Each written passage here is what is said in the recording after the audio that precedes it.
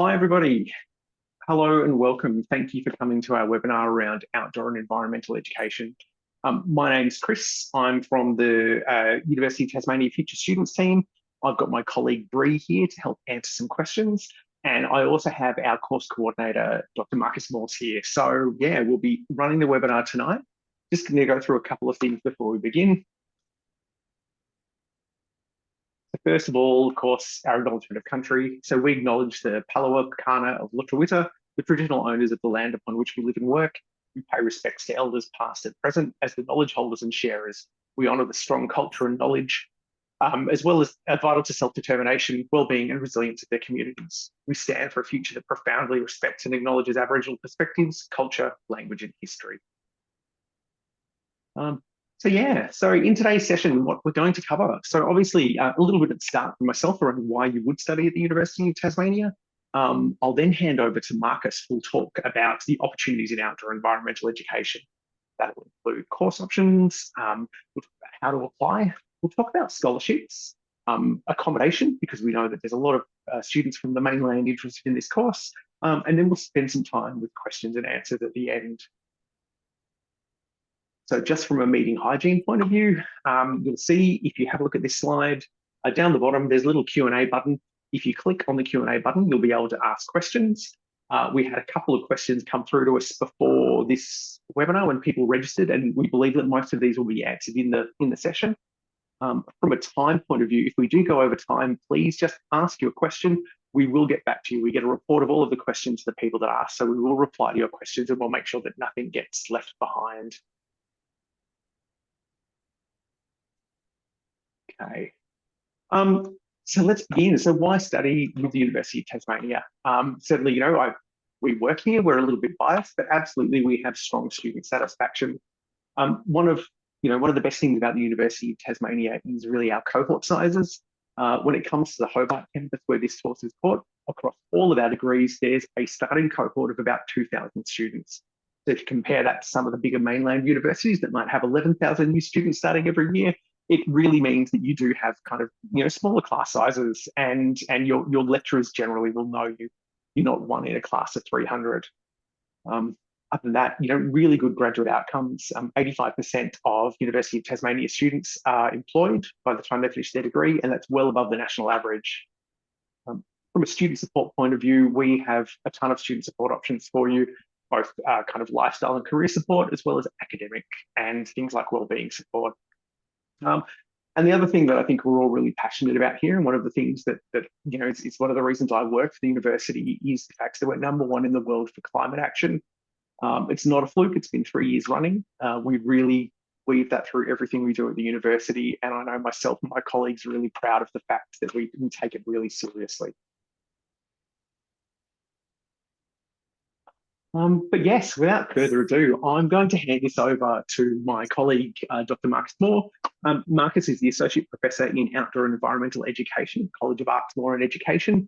Marcus has 3 degrees from the University of Tasmania, starting with a Bachelor of Environmental Design, a Bachelor of Teaching, and a PhD in river experience. I've worked with Marcus quite closely, and when I talk about kind of, small cohort sizes and the community it uses, it's one of the things I love, is you do really get to know people. So Marcus, I'm going to hand over slide control to you. If you have any issues, just let me know and I can take that back from you. Great, thanks very much. So yeah, really appreciate everyone's time being here. I'll try and be fairly brief as I go through. I'll just say one more thing about the webinar. If you're at home, then you're on mute, so you can just speak with people around you as well. I got caught out with that the other day, and I was quiet when I didn't need to be. So yeah, welcome everybody. That's great. My background is in both nature-based guiding in Tasmania and Australia and overseas for some time, and I've also worked in outdoor and environmental education both in Australia and overseas. And I have taught across universities as well for the last 12 years and run outdoor and environmental focused courses in other places as well for the last 12 years. So that's my kind of background. I've come down here with a real passion to start a new set of courses, because I think this is probably the best place. Well, I know it's the best place in Australia to run it, but one of the best places in the world really to run these kind of courses based on the people down here, but also the places that we get to work with. So I'll just Hopefully that works. Great. So I just want to kind of highlight some of the opportunities that we see in terms of outdoor and environmental education. So it is a really thriving area at the moment. Three key areas that we've really thought hard about and want to work with. One is the field of education. So working particularly with schools. So that can be from early childhood education through to primary and kindergarten with things like nature schools, bush kindergartens, those kind of things. It's also becoming increasingly popular across later primary school and into secondary and post-secondary education as well. People are really seeing the kind of, I guess, the advantages academically as well in terms of inside schools. So that's growing in Australia, but also overseas as well. And then I think also in a kind of post-COVID area, it's a really strong area to be able to work with teaching and taking students outside. And that applies to outdoor education, but it also applies to other kind of teaching areas as well. So people teaching social science, maths, English, those kind of things. So education is one key kind of area. The second area that we're really looking at, and you'll see how it works together in a moment, is nature-based guiding. So again, working with the same kind of places, we take the same educational approach, and it is a bit of a different education approach, and I'll talk about that as well, to not only work with school students, but to be able to work with adults. And that might be vocational education, but it might also be tourism and interpretation ideas as well. So that's our second kind of key focus. And our third key focus is really looking at that area of parks and wildlife, or parks and land management kind of area as well. So those are the three kind of key areas that we see for outdoor education, not only in Tasmania, but also across Australia at the same time. It's certainly a growing area at the moment. Now, this slide says learning beyond the classroom, but I guess my point here is that it is the best classroom to be learning in. I have a friend who's done a lot of work in Europe as well, and he's saying it's great to be teaching in Europe, and you get to go and work with art museums and history museums and learn a lot about those kind of things. But the point here is that we've got an incredible classroom here, and we should really play to our advantage and what's distinctive about it. We've got more than 40,000 years of cultural history in the landscape. We've got incredible places where we can learn. And instead of just learning about places, we take an attitude through this kind of course, which is to think about actually learning with the places. And that's really where our kind of starting point is, to think about teaching differently rather than learning about things and about places in particular. We really start with those places. So that's the next thing I kind of point out here, is that our approach to education is to say that it is place-based education. Whatever area we're working in, that could be primary school, could be high school, could be outdoor education as we traditionally think about it, instead of thinking about perhaps the adventure activities that we might focus on, and we've certainly got some of those inside the course, and there's a good focus on that. But really we're saying the starting point is to think about the places we go as the places that we actually learn with. So when we go to a place to sea kayak, when we go to a place to go rafting, or we're doing interpretation on a kind of nature-based guiding trip, what we'd be thinking about is, what are the kind of stories in that landscape? What are the ecological stories, flora, fauna, geology? What are the kind of personal stories, Indigenous histories, later cultural histories? And think about those stories that really kind of, in Tasmania, to be honest, they really pop out of the landscape, I think. So the places that we go to, we work with that as a starting point and an approach to education to try and engage students differently. So to try and engage students in schools, but also we actually teach the way that we would like that to happen. So actually engaging students differently at university. So very kind of face-to-face, we go to the places, we're working with experts in the field, which we've got awesome access to through the university, and introducing those places in that way. And this is the last of these kind of first 4 slides. I just want to say that it's really about thinking about possibilities for outdoor and environmental education, both in terms of how we might come in to courses, but also how we might leave and future careers. So we're thinking about a more diverse approach to teaching. It's quite experiential, it's quite hands-on, there's plenty of field work, and we're trying to work, as Chris was saying, with relatively small cohorts, so you really know people and can engage at university. And we're hoping to attract people who are kind of hands-on, love working outside, love working with other people, and who might not otherwise necessarily think about doing a course like this. So this is really our focus, to gain access, to get people to come along and engage in that way. And then in terms of thinking about possibilities out, we're really trying to think about education differently. So trying to have more diverse range of folks coming out of the course who have an understanding about cultural histories, outdoor education, other teaching areas as well. And then to be able to work with students in a different way, I think. And that's probably our key kind of agenda here. And the way that we're trying to do it is to offer different pathways inside the course. So you'll see in a moment when I talk about the 3 courses, the nature-based guiding year 1 slots beautifully into the 3-year degree. It's actually the first year of that degree. And then it also offers possibilities to work with the elective so that you can actually add a Master of Teaching as well. So in terms of kind of career opportunities and progressions through, people might be thinking about guiding, but we can also kind of work the whole way through to be able to think about teaching as well, or it may well work in the reverse. Some people might start out with a teaching idea, get into a bit of guiding, go away for a little bit, have some life experience, come back and complete that. You still retain all the kind of credit that you've got inside those things. So I think what I'm really trying to say here is that the focus of the course is educational. It's about an approach to teaching that's hands-on, it's experiential, it's really engaging both with younger kids, older children, adults, but also right across the age spectrum, whether it be in education or through tourism and guiding. And that leads, I think, into where it might work for graduates coming out of the course. The 3 kind of areas that I've talked about already. One would be in education, so working in outdoor education, environmental education, and that might be in schools as an instructor. The 3-year degree, the outdoor and environmental education degree, is not an initial teacher education course. It's a fairly broad-based multidisciplinary course where you might end up being an instructor who works in a school. You could have an outdoor position in a school, but you wouldn't be a fully qualified teacher.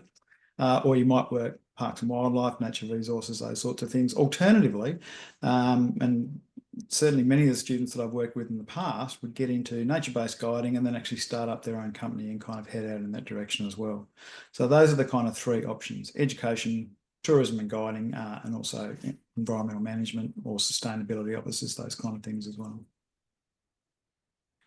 I will keep talking fairly fast. So as Chris mentioned, feel free to ask some questions and answers as well.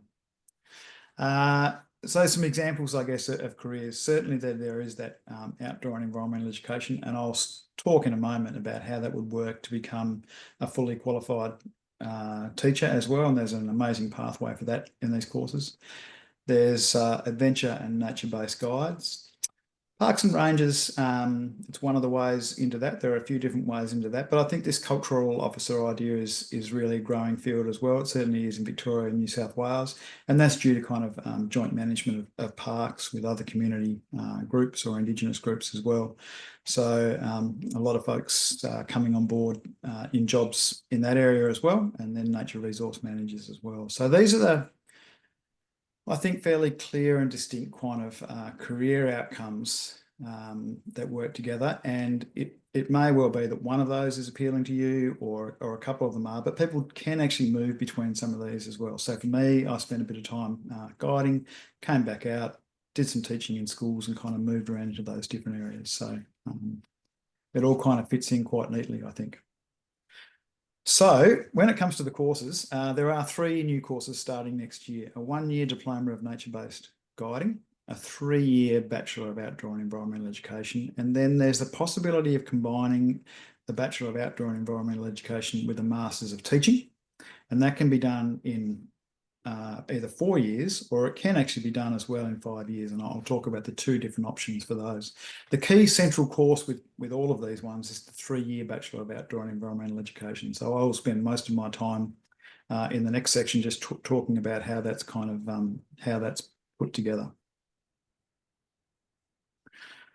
So what I would say is that it is a very outdoor and experiential course. So for students coming along to do it, you really need to be prepared to learn outdoors throughout the year, half-day day trips, but also 4 or 5-day trips, building up to kind of 9 and 10-day journeys outside as well. So it does have that kind experiential base that develops over time in terms of the length and the remoteness of the journeys, but then also the idea, particularly in third year and potentially in fourth year as well, of being able to teach and work with other students or other adult groups outside as well. So in the first year of the course, there's at least 40 days of practical fieldwork, and over the 3-year degree, there's 100 days of fieldwork, and potentially more depending on how you choose to do the electives. Now, actually, just before I take the next slide, I'll just explain something about education. I think and many of you will already know this, so I apologise for that, but I want to kind of be clear. In terms of becoming a fully qualified teacher, there are 2 ways to approach that in Australia, really. There's a straight Bachelor of Education. So we offer one of those, and you'll see those, a 4-year Bachelor of Education, and that is a minimum time frame in Australia of 4 years. So that's one way to approach it. The other way to approach it is to do an undergraduate degree, which typically takes 3 to 4 years, and then add a Master of Teaching at the end of it, which typically takes 2 years. So in this case, we think about a 3-year plus a 2-year as a pathway to become a fully qualified teacher. So what I'm going to talk about in this first option is exactly that set of activities, the 3-year plus the 2-year. And then following that, I will talk about a kind of accelerated course, which we've been able to put together, which allows it to happen in 4 years as well. So I hope that makes sense. And feel free to ask questions about it if it doesn't. There's no test on the, Chris, do you? Thanks, Marcus. I've just pushed the wrong button to one of the questions around, do you become a fully qualified teacher in the primary years or secondary years or both?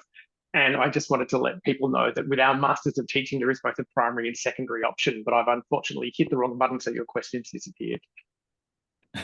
Thank you. Yeah, no worries. So yeah, both options are available for sure. And I should say that's been fantastic. We've been working with the Teaching Registration Board in Tasmania to actually have that recognised as a specialisation in Tasmania. It's got, and to be honest, in Tasmania, there's a very strong kind of post-year 10, also in year 11 and 12, there's actually 3 outdoor and environmental or outdoor courses, which many of you will know about. So that's got quite a strong kind of foundation in year 11 and 12 in Tasmania, which is great. So I'm going to work with some course maps for a little bit. I apologise for kind of the complexity and what sits in there, and certainly there's no requirement to memorise these or anything like that. It's just a matter of trying to show how the options might work and allow a kind of way of talking through some of the ways of approaching these degrees. So the red dotted line that you can see around there represents the first year of the course. You can see the top line, the first 4 subjects are semester 1, second line is semester 2. The reason I've got the dotted line around it is you'll see when we get to the Diploma of Nature-Based Guiding that it is essentially that set of subjects.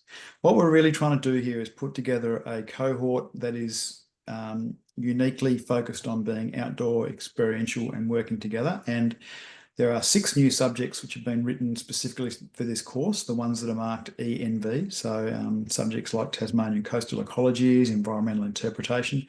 Each of those subjects will only have students who are enrolled in the nature-based guiding or the outdoor and environmental education. Relatively small cohort, certainly get to know the lecturers and the other instructors who are there, and the students that you're with very well. We're out doing fieldwork quite a bit of the time. And then you'll see on the right-hand side, there's 2 extra subjects, Global Geographies of Change and Introducing Indigenous Life Worlds. And that's a great opportunity to work in other areas of the university and kind of get a taste for that, so that at the end of first year, you can make some choices. But what we know will happen really is that we'll have a very strong cohort who knows each other very well, who are able to support each other and kind of make plans together, and likely do a lot of their own kind of outdoor work as well. Once we move into second year, a couple of things happen. One is that we continue with the ENV subjects through outdoor journeys and river environments, but there's also 2 core options. So one of the reasons I just want to talk about the core options is that you'll see them on the right-hand side. There's plenty to choose from in there between ENV or KGA subjects. What happens here is that we make use of the first 2 subjects on the right-hand side in first year, Global Geographies of Change and Introducing Indigenous Life Worlds. And then through the core options, we add 2 more subjects which are focused on humanities and social sciences. What that means is at the end of this degree, every student will come out with 4 subjects which are focused on humanities and social sciences. And even if you're not interested necessarily in being a teacher straight at the end of the course, you'll always have the opportunity then to come back and do a Masters of Teaching, because a Masters of Teaching in secondary requires 2 teaching areas. And in this case, it would be outdoor and environmental education, and the second teaching area would be humanities and social sciences. So that's the purpose of the kind of the structure and the way it works in there together. Third year subjects, E&V subjects, are very much focused on developing the skills that we've and knowledge that we've kind of got out of the first 2 years and putting that together in a way where we can actually run programs in schools. So they're practical in the sense that you'll be working probably in a group of 3 or 4 together to be able to actually run probably something like a 3 to 4 day kind of outdoor program with a school during third year, and do some leading in bush environments and river environments. And it's a bit more theoretically involved as well around education and how that can be applied to other kind of key learning areas as well. The interesting thing here as well is that this degree is structured in a way that makes use of the 8 electives for second year and third year, and you've got a few options, and that's where people need to make a choice really at the end of first year, and that's why it's kind of set up this way. Those electives can be used for any subjects across the university. So one example might be if you're interested in teaching another area like English or art or something like that, you could choose 4 subjects which would contribute to that, so that if you did do a Masters of Teaching in secondary, you could teach in any of those areas.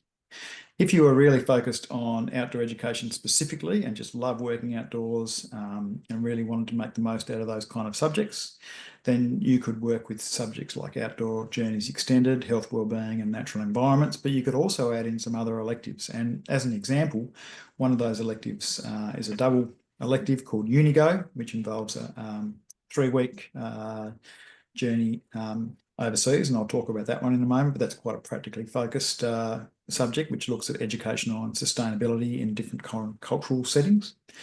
And in third year as well, you can also select an extended journey subject or an extended kind of outdoor subject, which again takes up 2 elective spaces. It still leaves a couple of elective spaces to choose from subjects across the university. So that's the way that it kind of works. Now I'm going to complicate things just a little bit, and I'm going to explain 2 extra things. The first one is that it's possible to rearrange the electives so that 2 of them occur in first year, 2 in second, and 4 in third year. And what that means is that you are able to choose any major from across the university, and that could be in marine Antarctic science, it could be in philosophy, it could be in art, it could be in pretty much any area that you would like to study.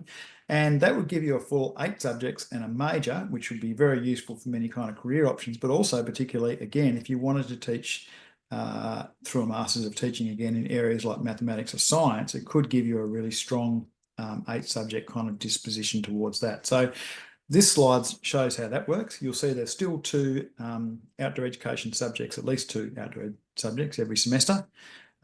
And then there's a full major down the side. And the reason it's put together in that way is that all majors at UTAS are constructed in this way, which means that you can choose the ones that would suit you and that you're really passionate about doing. So that's one option as well. The other area that I'm going to talk about in a moment, I'm just going to ask you to remember, this is the original slide with the 8 electives. It's possible that those 8 electives can be used as the first year of a postgraduate degree in a Master of Teaching, because UTAS is willing to offer you at the end of first year entry into that, and you can use those spaces, which would mean that by the end of the 3 years, you would already have done 1 year of a Master of Teaching. So I'll show you a graphic about that in a moment. So yeah, that's the major version. I think I'll leave it there in terms of how that one actually works. I'll just highlight again really that there's a lot of field work in there, which is great. It's an awesome way to learn. We've got really incredible instructors, and I think you can imagine the differences in how we might learn. So, yep, you can learn about geography in the classroom and in the and geology, all those kind of things in the classroom, and we do that for sure. But it's very different when you simply go and stand somewhere. It could be Mount Field or it could be Lake St Clair, those kind of places, and actually learning from the experts in the field about the kind of landscape formations, geology. These things really come alive, and it's a great way to learn. So we've got these journey-based subjects. A fieldwork extension subject, which is likely to have either a couple of week-long journeys, or it may well have a kind of a 2-week journey across Tasmania or Victoria as well. And then this the bottom one that you can see down there is the 3-week international journeys program, in which you enrol in a double subject. It is quite kind of focused on the kind of cultural, educational, sustainability kind of aspects, but it does include a 3-week journey, and all the pretty much all the costs are covered by the university if you undertake that double unit as well. So that's a pretty amazing opportunity. Second course I'm going to talk about very briefly is the 1-year Diploma of Nature-Based Guiding, and this is the slide for the course structure for that. You will see it is identical to the first year of the Outdoor and Environmental Education course, except for the one core option up there. So the one core option is for to provide the opportunity for students who have potentially been working in outdoors guiding already, and they are very focused on the idea of becoming the absolute best and exceptional guide that they can be, and potentially with a focus on opening their own business. So many of the really successful and well-known tourism ventures in Tasmania started out quite small, started from, somebody taking out 4 or 5 people, maybe 8 people in a minibus, and kind of growing it to very large walking companies. Or if we think about Pennicott Tours, something like that, certainly it started very small and became much larger. So the idea is to have that kind of applied business subject in here as well. I should point out that if you do this 1-year degree and then decide, actually, I would like to keep going with it, then that first year is fully transferable. In the second year, you simply go straight into the second year, whether it be straight away or it could be a few years later if you come back and decide to do it, and you get 100% credit for the subjects that you've done in that first year course. So that's a pretty good option, I think, as well. And this is one that I'm really quite excited about, really, and I will highlight that it is the only place in Australia that you can do a Bachelor of Outdoor and Environmental Education and a Master of Teaching in 4 years. Okay, usually that would be the system that I've explained before, with the 3 years plus the 2 years. In this particular circumstance, we've been able to work with it in a way that makes use of those electives and allows students to enrol in that straight away in their second year, so that by the end of year 3, you can see here on this map, don't worry too much about the bottom 2 there. If you think about everything above the bottom 2 lines, you'll see the same structure of the course available with all the E and B subjects, the same first year. And then if at the end of first year, if you choose to go on with the Master of Teaching, then you would simply enrol in those Master of Teaching units as the elective. So you can't, I have had this question a few times, you can't do the electives across the university and do the Master of Teaching at the same time. It's just too many subjects. You kind of have to make that choice at the end of first year. And I think it's likely the split will kind of be 50-50, I suspect, in terms of who chooses to do what. But this is one way to go about it for sure. So that's the primary one. I'm pretty excited about this one, which has recently been approved as well, which is the secondary version of the same degree. You can see that you do professional experience in year 3 and in year 4 in schools, and that you have the second kind of red line, which I've outlined down there, is the specialisation. So 2 of those would actually be outdoor and environmental education specialised units looking at the Australian curriculum, and the second 2 units would be for the second teaching specialisation, which would be for humanities and social sciences. So in this case, you're making use of global geographies of change, introducing light worlds, and the 2 core options to give yourself a great deal of confidence and knowledge, really, in being able to teach humanities and social sciences when you come out. So that's fantastic. So that's the way that works. To my end, and the reason I came back really is Tasmania is an awesome place to be able to run these kind of degrees, really, and I think it builds on the name of what Tasmania is really well known for and what is distinctive about Tasmania, and that extends to people that are already here as well, working in those areas. We have access to people who are working from the Antarctic Division. We have some of the world leading experts in kind of flora, fauna, geography, those kind of things, sitting within the University of Tasmania, and they're able to kind of come and teach into the course as well. So outstanding way to do that. And the same applies for humanities and social sciences or other areas that you might choose to teach into as well. So that's an awesome opportunity. And then simply the places, the ability to go to some of these places, to be able to explore these places, spend time in these places. They really are incredible compared to really being able to try and run this course. So you can imagine running it out of a large city on the mainland. It's just very difficult to get outside the city, and we simply don't have access to some of the outrageous places that we've got down here and the people to work with. So I think that's a great opportunity. I should also say there's incredible outdoor education scene in Tasmania, which I'm sure many of you already know about through schools, but also quite a few of the mainland schools are also coming down now to run outdoor education programs down here as well. So I think that kind of speaks to how good these places are for outdoor education. One real bonus that we have got as well is because we've been able to build the course from scratch, we've been able to set up the new subjects, but we've also been able to think about how we might timetable those to get good time outdoors in a really convenient way for students as well. So what we're doing is running all the classes Monday, Tuesday, up until Wednesday lunchtime, and they're the kind of face-to-face teaching experiences. Some will be indoors, some will be outdoors, but they're the kind of stock standard, what you might think of as a kind of lecture, tutorial, workshop, usually about 2 hours for each subject each week. So we run those Monday, Tuesday, Wednesday to lunchtime, and then from Wednesday afternoon, we're able to run fieldwork. And some weeks there might not be any, other weeks there might be a half day Thursday, half day Friday, and other weeks there might be field work that starts on Wednesday afternoon and runs till Friday night, and indeed even sometimes we'll be starting things Wednesday afternoon and running through until Sunday. So there's actually a bit of kind of flexibility, I guess, involved here. We've got a full timetable so people can plan ahead around work and things like that. But I think it's a great way to be able to put it together, and it means that we're able to manage the timetable in a way that frees up time for us to go and learn as a group outside. So that's really great. Another piece of good news. I don't know if people know Tasmania very well, but there's the Sandy Bay campus, which is awesome, and a couple of the subjects will be running out of Sandy Bay, like the KGA Global Geographies of Change. But for all of the E&B subjects, a fair proportion of the whole degree, we've managed to get this building here as our home base. It's located on the Domain. It's an incredible building that has more than 100 years of history, and a great deal of it to do with education and teacher training. It was really set up with that in mind. It's got unbelievable spaces inside it, incredible light, and really great access. What you can't see from this photo is just behind that, it's got access to the Queen's Domain, the River Derwent, and across to the Botanical Gardens, those kind of things. It is really an amazing building, and we've got that as a kind of home base where we can work with our cohorts. Easy place to work, easy for us to run classes out of, and easy place to meet when we're going onto trips as well. So I don't know if people know that building very well, but it is rather a great opportunity. So that's brilliant.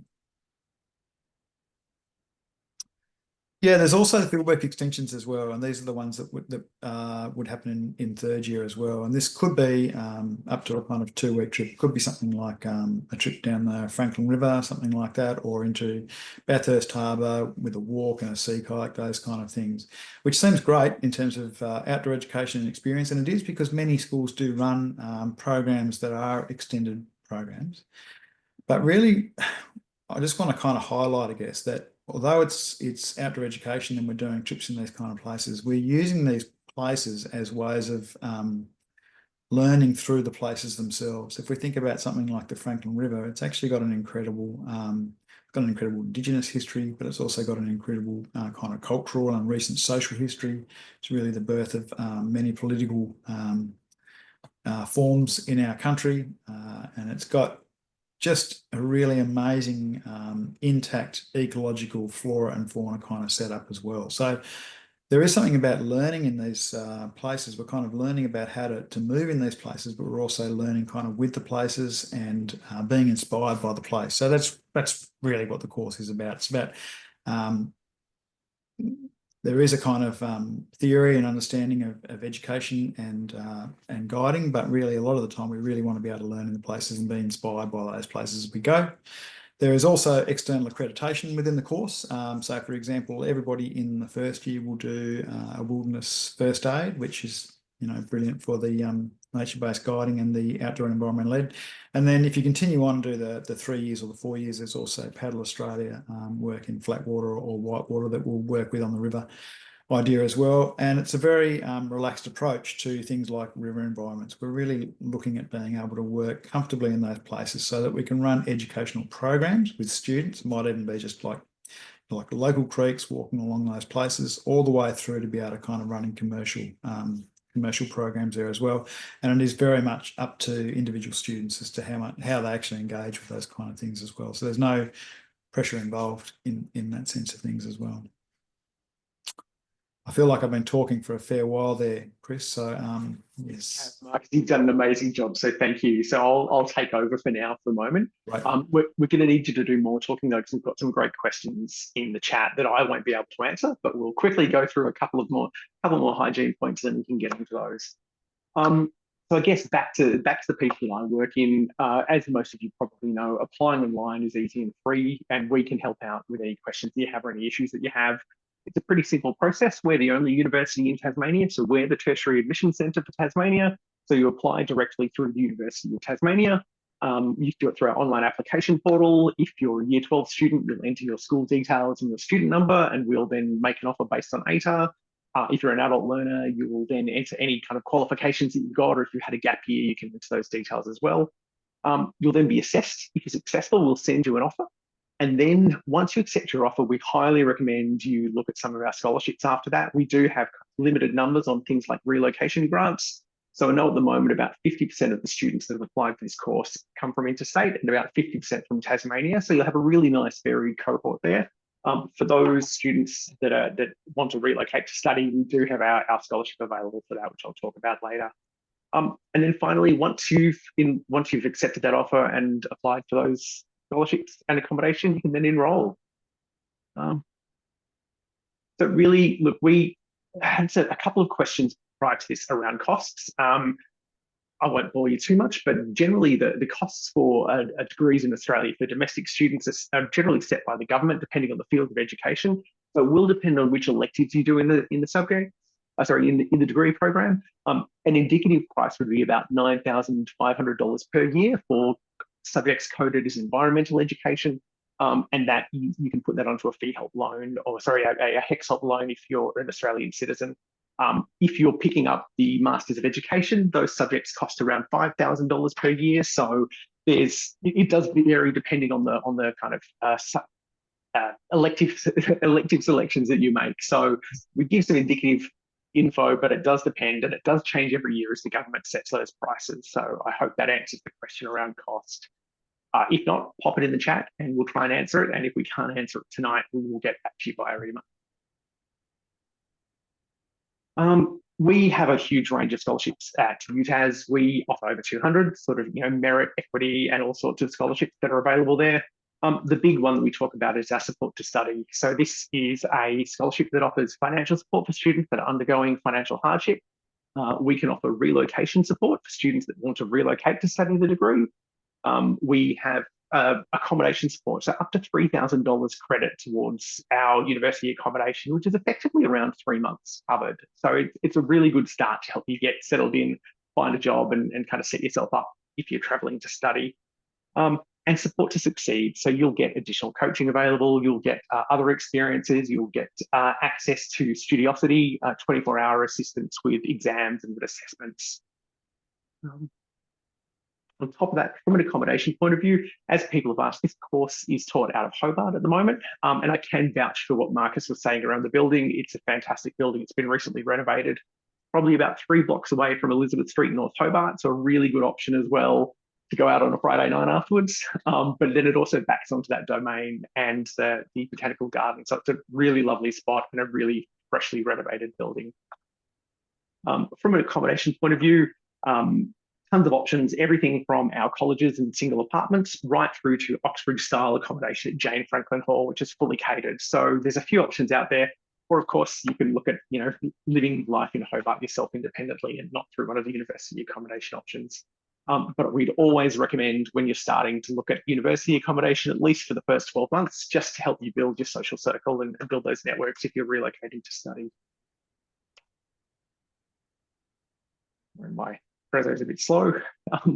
From a support services point of view, we absolutely have a ton of support services, not just academic support, but wellbeing support and things like career support. So from a study point of view, we have our peer assisted study sessions at PAST. So that's where peer leaders will, so other students will kind of take a leadership role and help you with any questions that you have. We have student advisors.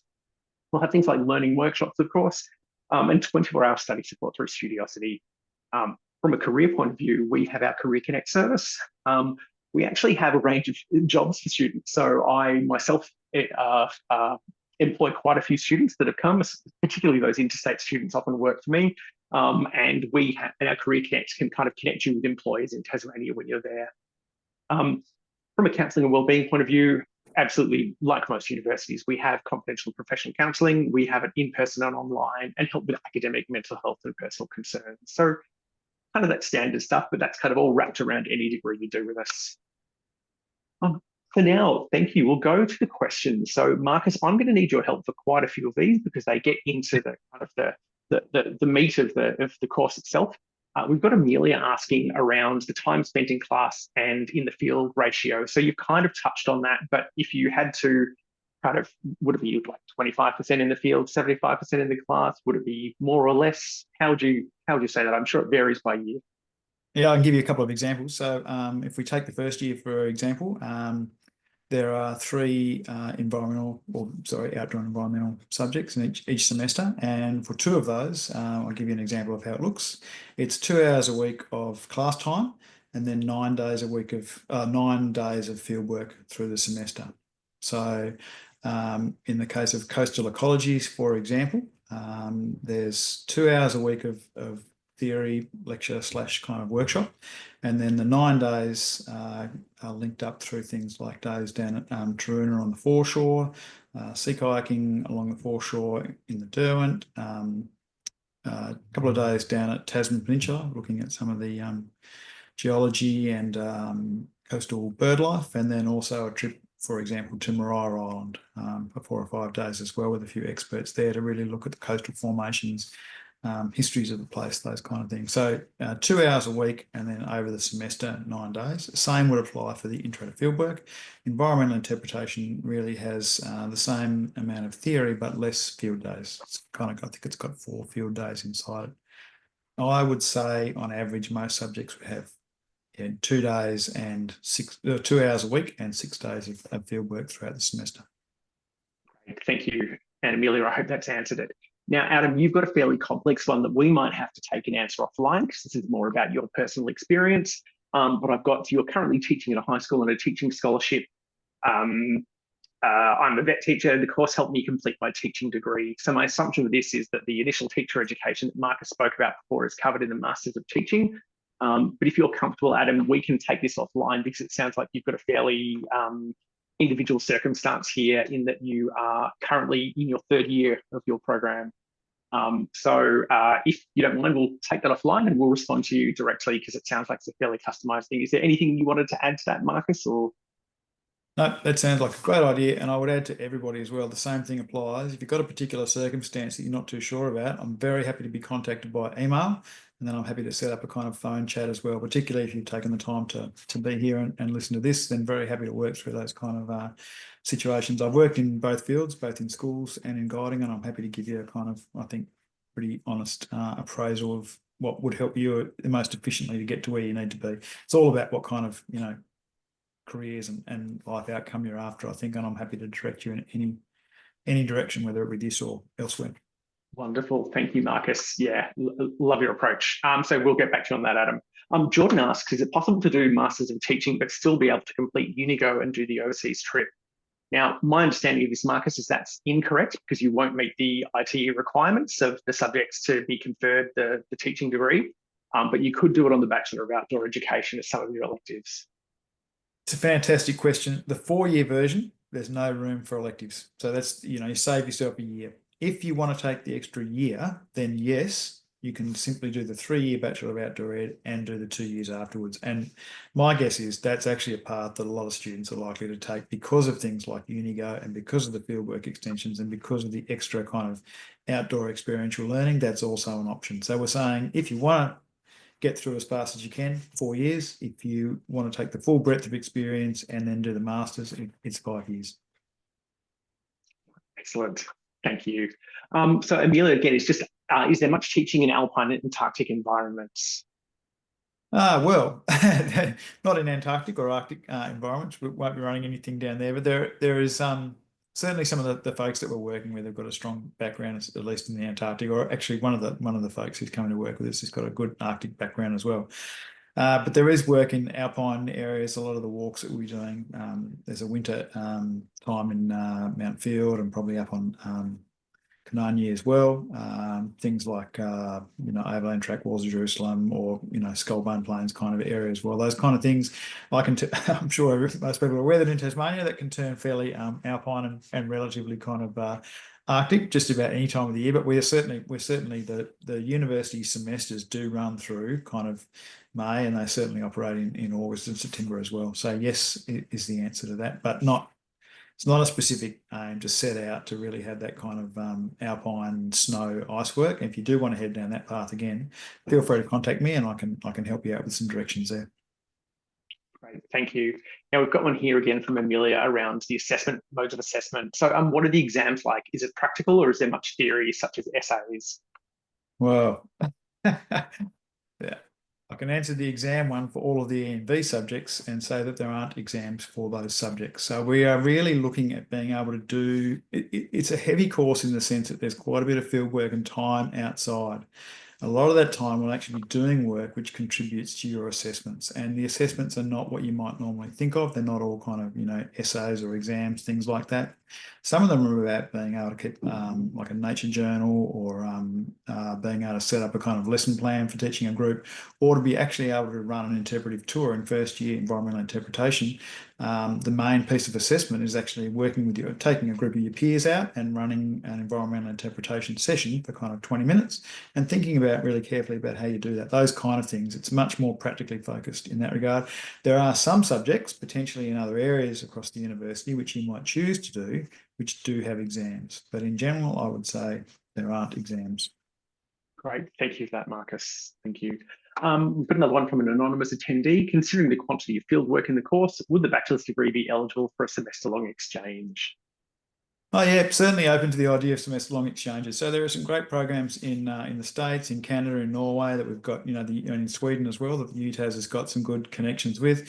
And I know that some of those courses also offer some great field work in those areas. You can also jiggle things around a little bit. Take second year, for example, which is probably the most common time where you might take it in first semester. If you look at the setup there's really only one really heavily focused outdoor one, which is outdoor journeys, and potentially you could swap the electives into that, and you could actually take 4 electives and go and do an overseas study thing for a semester, use all your electives, come back, and then use the actual UTAS course ones as well, or go to an outdoor focused university in kind of Norway or Sweden, something like that.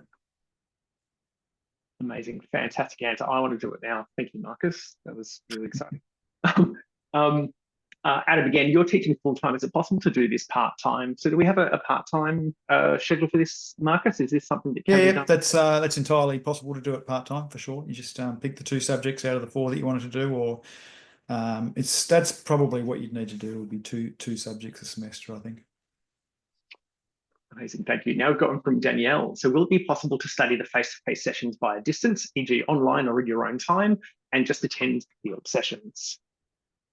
This is one where I'm probably going to provide a disappointing answer and say, in reality, not really. No, it really is a face-to-face course where we expect people to kind of come along and engage in that kind of dialogue in class and actually learn some of those theory kind of days will actually be partly outside and things like that. It's not to say people need to be there for all of them, and we have kind of recording options for all of the theory and those kind of things. If you're unwell for a week or 2, that's great. But I think if you were just coming for the field work, no would be my answer, and I think that'd be a good, honest approach from the outset. Thanks, Marcus. And I think this one comes back to one of the earlier slides around Adam. Does that mean that we get tickets to take kids out for kayaking, rafting, etc.? So back to the piece that you had around the... Well, yes, potentially, depending on what you actually do and what you set out to achieve. So certainly get the wilderness first aid, and then something like a flat water guide or a flat water instructor. So yes, when you're working in schools, often they are looking for those kind of tickets for people to be able to do. We've been putting quite a bit of time into being on rivers and being on rivers very safety. We'll certainly be doing whitewater rescue and those kind of things as well. But most of the qualification stuff will be taken back to much easier contexts, inland waters or easy flowing rivers, those kind of things as well. All right. Thank you. Now we've got a question from George. So I think this could be another difficult one to answer at the moment due to logistics and new enrolment numbers. But George is asking is, when could we expect a timetable, specifically a field one? In the last webinar, it was said most will be at the end of the week, sometime over the weekend. Yep. I just, if people could email me directly, that'd be great. The issue that we've got at the moment is that everything's running through the timetabling system. So what I have done is put all of the field work into the timetable system, but it won't allow me to kind of reproduce that or publish it or kind of say this is what it is until it's come out of the system. And I'm not quite sure what the time frame for that is, but I think that'd be another month. But I do have an indicative kind of PDF that I'm happy to show you. I can't say it'll be exact, but it'll give you a pretty good idea, I think, of what's entailed. That's fantastic. Thanks, Marcus. And George, I'll put you in contact with Marcus after this. So yeah, thanks for asking that question. Anonymous attendee asked, hi, just wondering how suitable this course is for someone more interested in the ecology, history, geography areas than specifically outdoor education. I think I'll start with this one and take some heat off you, Marcus. Absolutely, this course has the outdoor education degree, has the option to fit in a major from our Bachelor of Arts program. Something like our sustainability major might be a good option for you. I mean, there's tons of options out there, and Marcus won't like this, but we also have our Bachelor of Natural Environments and Conservation, if that's something that you're looking that's not so much in the outdoor education space. But certainly you could pop a history major in this from our Bachelor of Arts program if that was what you're interested in, or geography. Anything you wanted to add to that, Marcus? No, but I'd like to back up what you're saying. Actually, one of my suggestions might be, like, I really think this course really is about people who want to be able to instruct, educate, inspire other people in the outdoors, and it would depend on the kind of career you're going. But that the other course that you've mentioned about natural environment kind of course, that's where some of those KGA subjects come from. It's a great course, and in many ways, if it's a kind of more sciencey approach or something like that, then you're after, then absolutely, yeah, check that out for sure. But yeah, as Chris said, there is room for a full major in there, and in fact, you could, if you wanted to, not only use the core options but the major and end up doing 12 KGA subjects pretty much, which would be the vast majority of their kind of subjects as well. But again, happy to have a chat offline about that. So yeah, we can reach out as well. And look, the one thing of advice that I will always give is a degree doesn't always mean that you have to work in what the degree that's conferred to you. You might take your Bachelor of Outdoor Education with a major in history, and you might take that in a way that is not typical outdoor education. It really comes down to the way you use that degree. But yeah, I should have your details. I know you have asked this question as anonymous, but if you can just pop another question and let me know who you are, I can put you in contact with someone after this, or we can have a chat around that. I've got one here. Yep, I agree. Anonymous attendee around fees. It is very difficult to understand the potential cost of the course. As it says on the UTAS website, it's not very clear. And I think that comes down to what I was talking about earlier. It does depend on which subjects you do. In Australia, the cost of a degree depends on the subjects you do. And the more electives you have in a degree, the more complex it becomes to try and understand that cost. I can tell you that the way the first year is coded is generally as environmental studies, which is about roughly $9,500 for an Australian resident for the year. And then if you went on to do education subjects, it would be less. If you went on to do business or law subjects as an elective, that would change the price again. So look, it is complex, but we can, again, happy to chat to you on the phone if you'd like, or chat via email around that. I hope that kind of answered it. But we have a great education system with government funding, but it can be a little complex. I've got one from Danielle. Just to clarify, I'm an HPE teacher, so I'm assuming that's high school PE teacher, and teach outdoor ed, but with the changing policies, want to complete ticketed training to make sure I can continue. How do you read that one, Marcus? I would just, I've had this conversation with a few folks. If you are a fully qualified teacher already working in a high school, I would suggest a different pathway, and that would be to get the tickets separately, things like Wilderness First Aid, or operate with Tasmanian Climbing Instructors Association or Paddle Australia, and do that, because you have, that huge kind of educational and teaching background already. That's not really the purpose of this course. So feel free to contact me, and I can help you out with that. Thank you.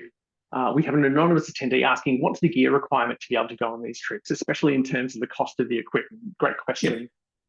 Yep, no, that is a really great question. We expect people to have kind of personal equipment, and that would be things like your own boots, raincoat, backpack, sleeping bag, sleeping mat, those kind of things. Additional things like tents, tarps, whitewater kind of, kayaking gear, sea kayaks, all of that kind of stuff we supply. And we organise the entry into national parks. We organise all of the transport.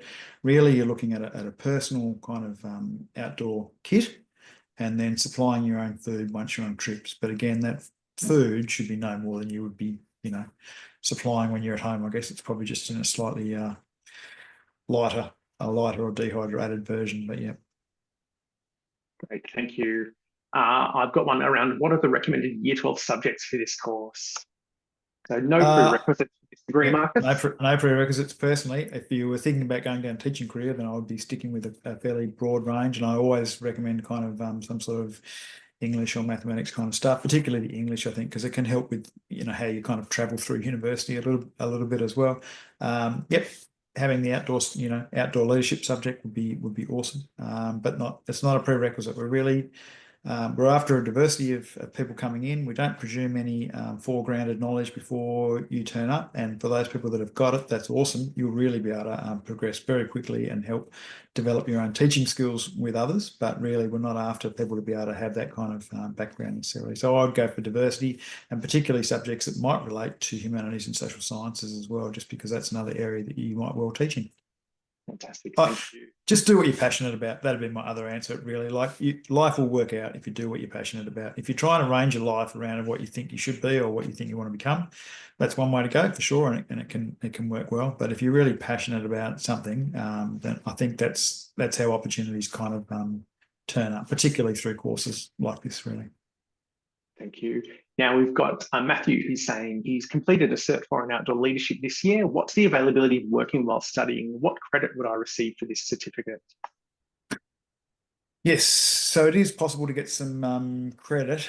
It's not a lot of credit through the subjects. It wouldn't save you a year or half a year or anything like that. It'd probably be a couple of subjects, and they're likely to be the more practical kind of subjects.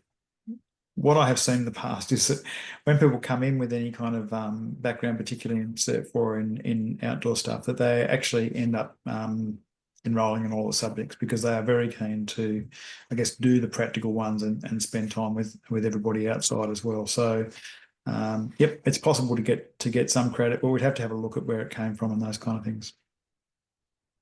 Now, Matilda has a very similar question to Adam, so we'll be in touch, Matilda. Thank you for letting us know, and we'll reach out to you after this. I've got one from Jordan. Do students have discounts, promotions in stores for equipment required for field trips? Yeah, I'm going all right with that, to be honest, actually. I'm not going to say who I've got it off as yet, but yes, there's some pretty good discounts across the board, and particularly even with direct to manufacturers as well. So folks are very keen to work with us, and it's great. Love it. Love it. I had some great outdoor shots in Hobart. Certainly. So Anonymous asked, what would be the advantage between doing something like a Cert 4 in outdoor leadership versus the diploma? Does previous wilderness guiding experience count towards anything in the application? Well, that's a good question, actually. I think all of that kind of, certainly that experience would count. I would think at this stage, it's because it's the first year of the course, there aren't any kind of set prerequisites and those kind of things, then I think you might find that you get into the course without needing to fall back on that. But if there was an issue with being able to get into one of the courses and your application being approved, then I would say, yeah, again, please contact me, particularly if you do have a background in kind of outdoor work or guiding, really.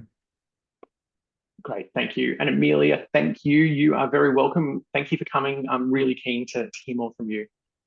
So Nicholas has got a question. I asked this question prior to the webinar covering my bases. I'm currently doing a psych degree. Could I do the inverse and do the outdoor education units as my electives in the psych degree? Such a great question.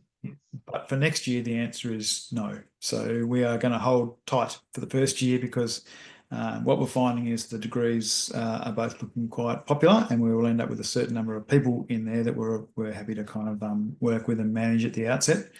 We would like to be able to develop it up to a stage where we were able to offer some of the subjects as electives, and I think certainly the second year ones were quite likely to, or even get to the stage where we were willing to put together a kind of an 8-subject major. But just at the moment, they're pretty specialised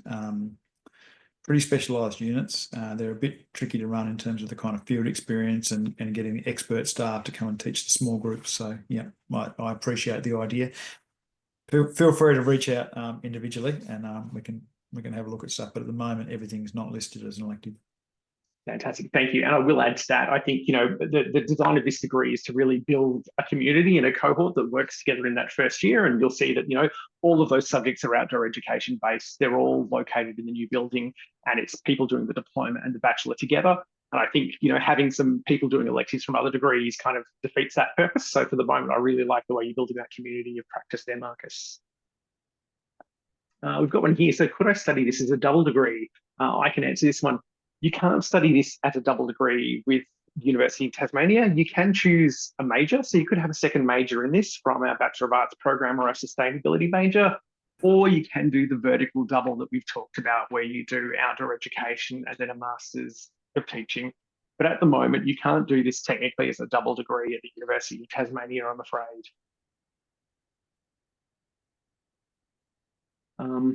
Amelia, what's the best way to get in touch with you guys for our specific questions? Thank you for asking. I will make sure I've got everyone who's answered the question, everyone who's registered. I have your email address and a record of these questions. I'll reach out to all of you, and I'll put people in touch with Marcus as well. So, and just make sure that everyone gets answers from the right people. And I'm pretty good. Like if you send me an email, I will get back to you. Yep, and I'll pass that on. So rather than post it here, I'll reach out to you all with Marcus's email on this. Again, last question from Matthew. I've completed a cert for an outdoor leadership this year. What is the availability of working while studying? Oh, this is the one from before. I think we've answered this already. Sorry, Matthew, you might have missed those connection issues. I think to save Marcus the time, you may get some credit, you won't get a lot, but Marcus has said that most students that have come into these programs with the Cert 4 generally end up doing the rest of the subjects anyway. Anything you wanted to add to that? I will answer the one little bit in there, which says, what are the options for working while studying? Full-time working wouldn't work, but I actually expect most students would have kind of part-time work. One thing I would say, which is a really great opportunity, I think, in this course is that, and really works in with Tasmania, it's pretty amazing actually, is that the course starts in the last week of Feb and runs through. There's a gap in the middle of the year, and then it finishes before the end of October.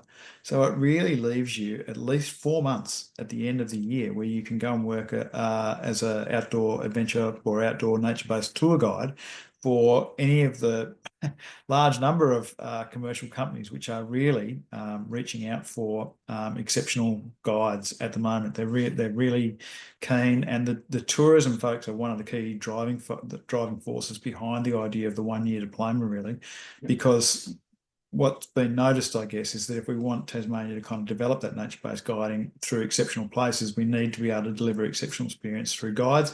And what we want to do is be able to make this a kind of hub where people come to learn about how to work in the outdoors from an environmental point of view. And if you go and work anywhere, including in Tasmania, you get a reputation as an outstanding kind of operator, whether it be guiding or educating. Wonderful. And I can absolutely speak from my experience with students studying natural environments and conservation and marine and Antarctic science at UTAS often get additional work working with the tourist industry in Tasmania. So there's certainly a circuit of jobs available. There's plenty out there for the right candidates. So yeah, definitely, really good opportunities here. Wonderful. Well, we've just gone over an hour. We have no more questions. Does anyone else have any questions? Now is a really good time to get them in. Otherwise, we can wrap this up. But if anyone does have any other questions, I'll reach out to everyone that's registered. It's been awesome to see the people that have registered, and awesome to see people that I've dealt with in my journeys this year. So really excited to see that you're keen. Please reach out. We would love to answer any questions that you've got. All right. Well, rather than have an awkward silence, I'll let everyone get back to their evening. Thank you so much, Marcus. Amazing. Thank you for doing all of the work in this as well. So I feel like I've just pushed the slides forward and you've answered so many wonderful questions. Thanks for your time. And thanks, everyone. We'll be in touch. Thanks, everyone. Thank you.